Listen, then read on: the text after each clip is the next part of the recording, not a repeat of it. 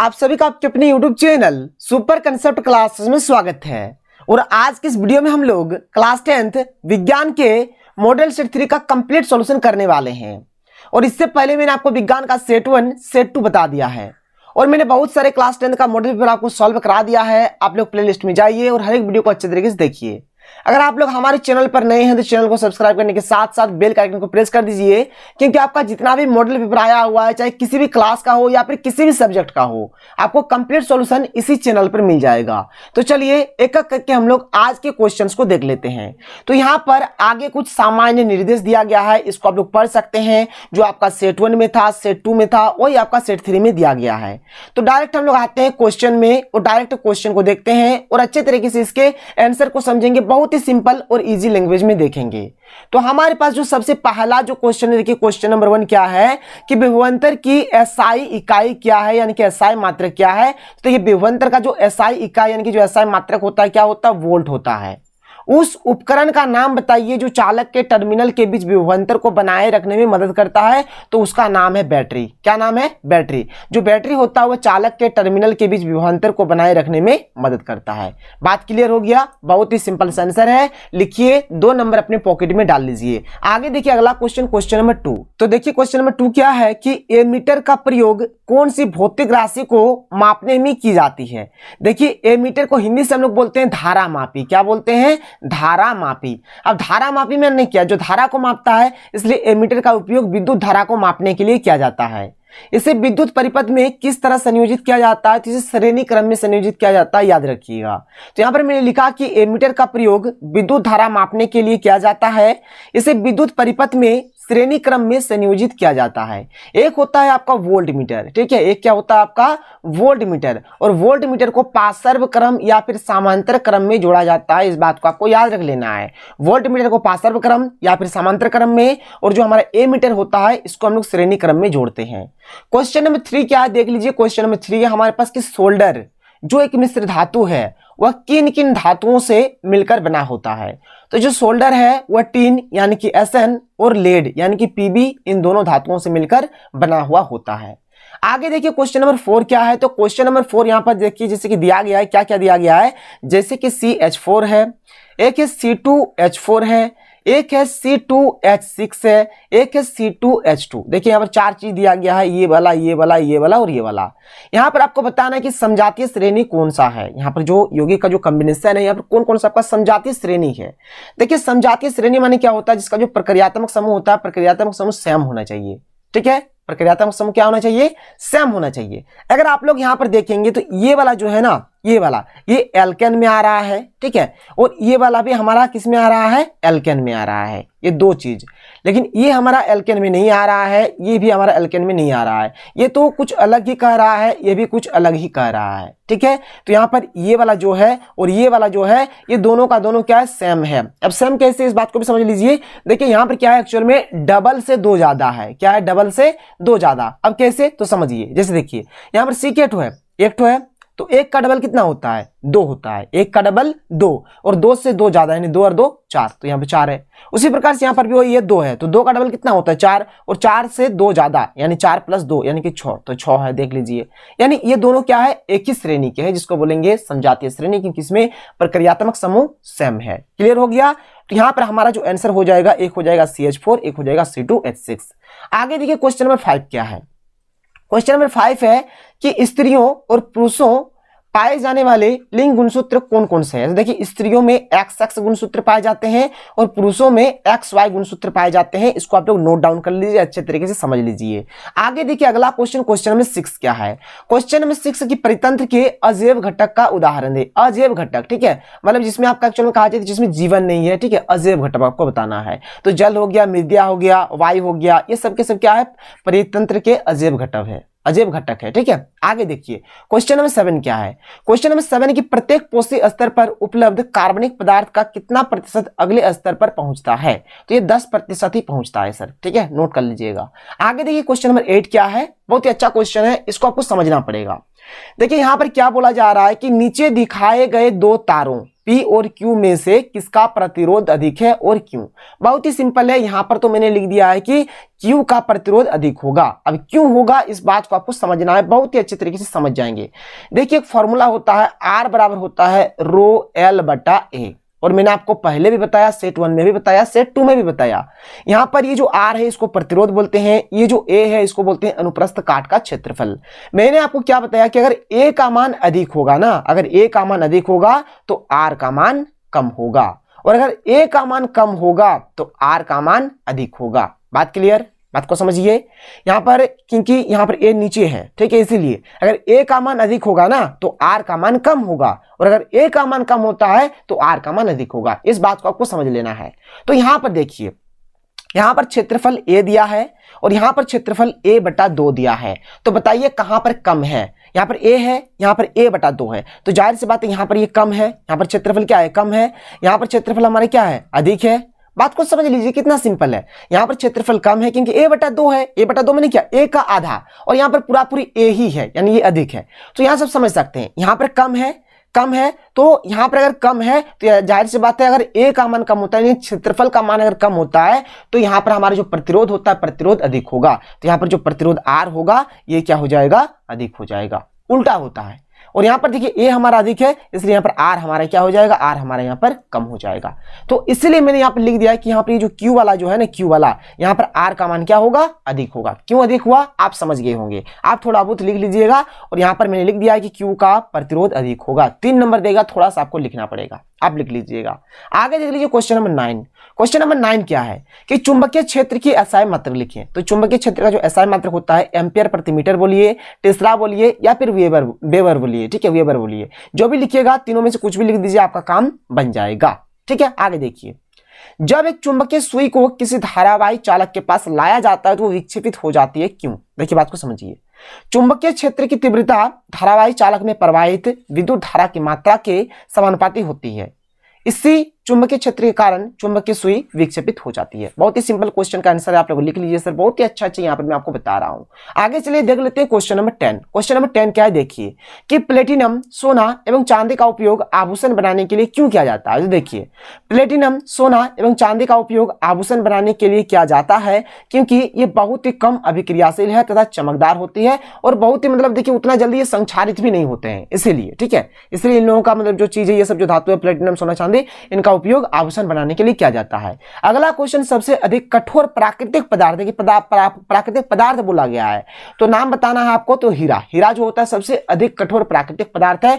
और अगर मतलब अगर कठोर धातु पूछा जाए, क्या पूछा जाए? कठोर धातु। तो अगर कठोर धातु पूछा जाएगा तो होएगा जाएगा सर प्लेटिनम। क्या हो जाएगा? प्लेटिनम, याद रखिएगा। आगे चले क्वेश्चन नंबर 11 देखते हैं। क्वेश्चन नंबर 11 में यहां पर हमें संरचना बनाना है। ठीक है, पहला है मेथनॉल। तो मेथनॉल मैंने लिख दिया है CH3OH होता है, CHH लगा दीजिए, यहां पर OH है तो OH मैंने लिख दिया।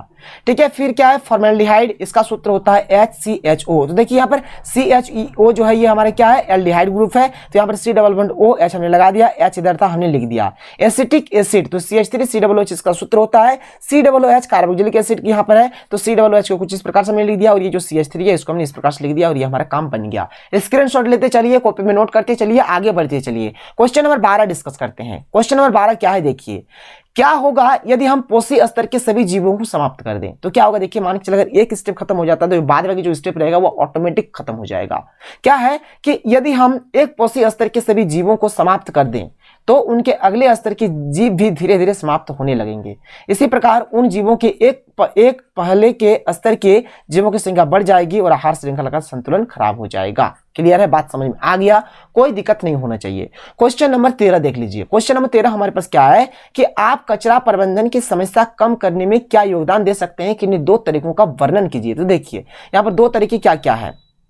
पहला कि अजैव निम्नकरणीय पदार्थों का कम से कम उपयोग करना चाहिए, और अजैव निम्नकरणीय पदार्थ जैसे प्लास्टिक का पुनर्चक्रण करके उसे फिर से उपयोग किया जा सकता है।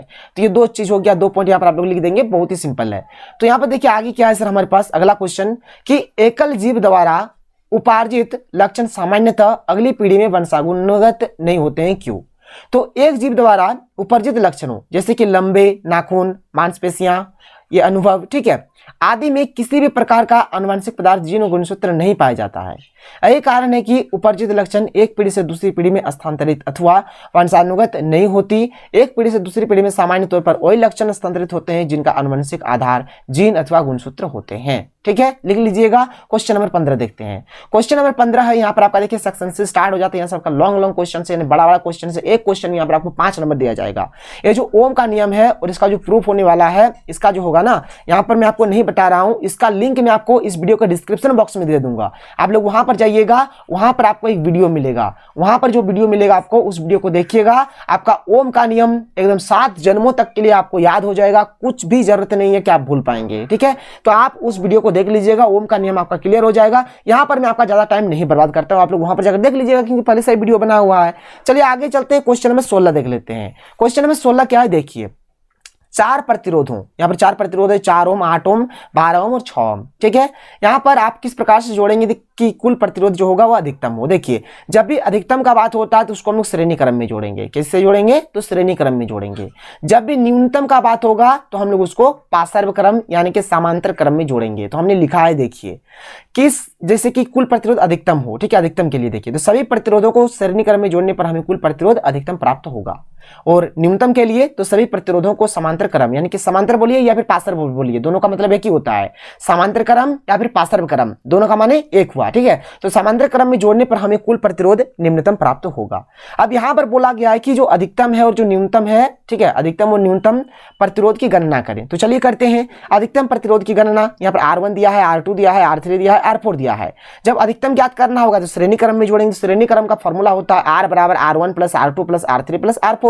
तो R1 है 4, R2 है 8, R3 है 12, R4 है 6, सबको जोड़ दीजिए, 30 ओम आपका आंसर आ जाएगा। अगर न्यूनतम का बात हुआ तो हम लोग पार्श्व क्रम यानी कि मतलब यहाँ पर पार्श्व क्रम में जोड़ेंगे यानी कि समांतर क्रम में जोड़ेंगे। तो यहाँ पर R1 है, R2 है, R3 है, R4 है। और जो पार्श्व क्रम का जो फॉर्मूला होता है कि 1/R बराबर 1/R1 जोड़ 1/R2 जोड़ 1/R3 जोड़ 1/R4। तो 1/R, R1 का मान बिठा दिया, R2 का बिठा दिया, R3 का बिठा दिया, R4 का बिठा दिया। 4, 8, 12 और 6 का यहाँ पर एलसीएम 24 होगा। 4 का बड़ा 6 बार में तो 6, क्योंकि 4 6 के 24 होता है तो 6 लिख दिया हमने, 6 के 6। 8 का बड़ा 3 में 3 के 3, 12 का बड़ा 2 में तो 2 के 2 और 6 का बड़ा 4 में 4 के 4। तो इसको जोड़िएगा 6 3 9 2 11 4 15 तो 15 और नीचे 24 तो 15 24 आया। इसको 3 का बड़ा काट दीजिए, 3 बजे 15 3 8 24 यानी 1/R बराबर क्या मिला यहाँ पर 5/8। तो 5/8 लिख दिया। इसको भी पलटिए, इधर वाला भी पलट जाएगा। तो R ऊपर 1 नीचे तो 8 ऊपर 5 नीचे। ठीक है, तो R का मान कितना हो गया, 8/5 ओम। क्लियर हुआ, ये आपका न्यूनतम प्रतिरोध हुआ और उधर मैंने आपको अधिकतम प्रतिरोध भी बता दिया। आगे चलते हैं, अगला क्वेश्चन देखते हैं।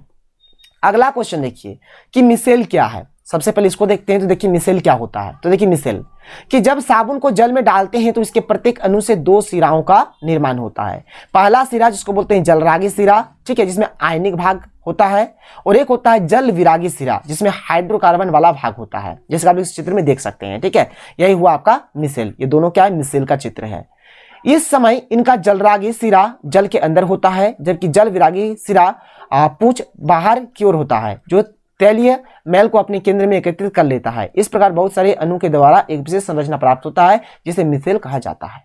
क्लियर हो गया सर, कोई दिक्कत नहीं है, इसको आप नोट डाउन कर लीजिएगा। ये हो गया आपका मिसेल का डेफिनेशन। फिर यहाँ पर आगे और दिया गया है कि जब साबुन को जल में डाला जाता है तो मिसेल का निर्माण क्यों होता है। क्या इथेनॉल जैसे दूसरे विलायकों में भी मिसेल का निर्माण होगा, ये चीज आपको बताना है। तो देखिए इसके आंसर को भी देख लेते हैं। देखिए यहाँ पर कि जब साबुन को जेल नहीं जल, ठीक है जब साबुन को जल में डाला जाता है तो मिसेल का निर्माण होता है, क्योंकि जल एक ध्रुवीय विलायक है। जब साबुन को जल में डाला जाता है तो इसके प्रत्येक अणुओं से 2 सिरों का निर्माण होता है, जलरागी सिरा एवं जल विरागी सिरा। बहुत सारे अणुएं मिलकर मिसेल का निर्माण करती है। एथेनॉल जैसे विलायकों में मिसेल का निर्माण नहीं होगा, क्योंकि एथेनॉल एक अध्रुवीय विलायक है। ठीक है सर, इसलिए इसमें नहीं होगा। बात समझ सकते हैं, बहुत ही सुंदर सा आंसर लिखा हुआ है, आप लोग नोट डाउन कर लीजिए। आगे देखिए अगला क्वेश्चन। अगला क्वेश्चन है कि वंशानुगत लक्षण से आप क्या समझते हैं। तो देखिए वंशानुगत लक्षण जो होता है 2 प्रकार का होता है, एक होता है प्रभावी लक्षण, एक होता है अप्रभावी लक्षण। देखिए प्रभावी मतलब जिसका प्रभाव दिखता है, अप्रभावी मतलब जिसका प्रभाव नहीं दिखता है। देखिए जैसे कि हमारा माँ हो गया, ये हमारा बाप हो गया, यहाँ पर इनका जो बेटा या फिर बेटी जो भी होगा, इनका जो संतान होगा, इन दोनों का गुण जो है, ठीक है, जो वंशानुगत गुण होते हैं, अगर इसमें भी साफ साफ दिखाई दे तो इसको बोल देंगे प्रभावी लक्षण, और अगर इसमें नहीं दिखाई दे मतलब वो छिपा हुआ रहे तो उसको बोलेंगे अप्रभावी लक्षण। वही चीज लिखा गया है कि माता पिता किए हुए वंशानुगत लक्षण जो संतान में दिखाई देते हैं प्रभावी लक्षण कहलाते हैं। उदाहरण मेंडल के प्रयोग में लंबा पौधा का टी लक्षण जो है ना वह अगली पीढ़ी में भी जाता है, जो F1 में दिखाई पड़ता है, इसी को बोलेंगे प्रभावी लक्षण। और अप्रभावी लक्षण क्या है कि माता पिता से आए हुए वंशानुगत लक्षण जो संतान में छिपे रहते हैं अप्रभावी लक्षण कहलाते हैं। तो ये हो गया क्वेश्चन नंबर 18। यहाँ पर ए नंबर हुआ। बी नंबर डिस्कस कर लेते हैं। तो देखिए बी नंबर, तो यहाँ पर ये जो हमारा बी नंबर होने वाला है, बी नंबर का आंसर जो होगा मैं आपको डिस्क्रिप्शन बॉक्स में एक वीडियो दे दूंगा, ठीक है, जहां पर मेंडल का प्रयोग है, ठीक है, मेंडल ने किस प्रकार से प्रयोग किया था और वही होगा आपका इसका आंसर। और उसमें आप थोड़ा बहुत कुछ संशोधन भी कर सकते हैं, तो आप उसको देख लीजिए, आपका काम बन जाएगा। तो चलिए आगे चलते हैं। अब अगला क्वेश्चन देख लेते हैं, क्वेश्चन नंबर 19। ठीक है, आप इसको देख लीजिएगा, दो चीज, एक ओम का नियम वाला भी देख लीजिएगा और ये जो मेंडल का जो प्रयोग है ये वाला भी आप लोग देख लीजिएगा। दोनों चीज आप लोग देख लीजिएगा, आपका कंसेप्ट क्लियर हो जाएगा। क्वेश्चन नंबर 19 देख लेते हैं। क्वेश्चन नंबर 19 क्या है देखिए। पहला है कि अजैव निम्नीकरण पदार्थ क्या है। तो ये पदार्थ जो जैविक प्रक्रमों द्वारा अपघटित नहीं हो पाते उन्हें अजैव निम्नीकरणीय पदार्थ कहते हैं। ठीक है, यहाँ पर पदार्थ लिख दीजिएगा, ठीक है, पदार्थ छूट गया है, पदार्थ कहते हैं। ठीक है सर, कोई दिक्कत नहीं है। अगला क्वेश्चन, क्वेश्चन में बी देख लेते हैं। देखिए क्वेश्चन नंबर बी है कि हमारे द्वारा उत्पादित अजैव निम्नीकरणीय कचरे से कौन सी समस्याएं उत्पन्न होती है। तो देखिए कौन कौन सी समस्याएं उत्पन्न होती है। तो अजैव निम्नीकरणीय कचरे से जल प्रदूषण उत्पन्न हो जाएगा एवं पानी पीने योग्य नहीं होगा। 2 नंबर क्या कि नदी नालों में इस कचरे के कारण पानी का बहाव रुक जाएगा। ठीक है, नदी नालों में इस कचरे के कारण पानी का बहाव रुक जाएगा। दोनों एक ही चीज है, ठीक है, आप एक ही लिखिएगा, यहाँ पर 2 बार मिसप्रिंट हो गया था, एक ही लिखिएगा। 3 नंबर क्या है कि प्लास्टिक के थैलियों को जानवरों द्वारा खा लिए जाने के फलस्वरूप उनकी मृत्यु हो सकती है, जैसे कि होता भी है बहुत सारा। 4 नंबर की मृदा कृषि योग्य नहीं रहेगी एवं भूमि उत्पादकता कम हो जाएगी। 5 नंबर इनके कारण वायु प्रदूषण उत्पन्न हो जाएगा एवं वायु जहरीली हो जाएगी। बहुत ही सिंपल है। देखिए जो अजैव निम्नीकरण, जैसे आप एक एग्जांपल ले सकते हैं यहाँ पर प्लास्टिक का। जो प्लास्टिक है, मान के चले प्लास्टिक देखिए कभी सड़ता गलता कुछ भी नहीं होता, प्लास्टिक को पानी में फेंकेंगे जल प्रदूषण होगा, पानी पीने योग्य नहीं होगा। और ऐसे बहुत सारे अजैव निम्नीकरणीय है। प्लास्टिक को जब कोई जानवर खा लेते हैं तो जानवर की मृत्यु भी हो सकती है। नदी नालों में जब प्लास्टिक जम जाता है तो पानी का बहाव भी रुक जाता है। और बहुत सारा ये सब जो है ना 1 number 2 number 3 number 4 number 5 number लिख लीजिए। बहुत ही अच्छा आंसर मैंने आपको बता दिया। तो यहाँ पर मैंने आपको सेट 3 का कंप्लीट सॉल्यूशन बताया और आगे जो हमारा वीडियो आने वाला सेट 4 आएगा, बहुत ही जल्द आएगा। तो आप लोग हमारे चैनल के साथ बने रहें। तो मिलते हैं अगले वीडियो में। थैंक यू, जय हिंद।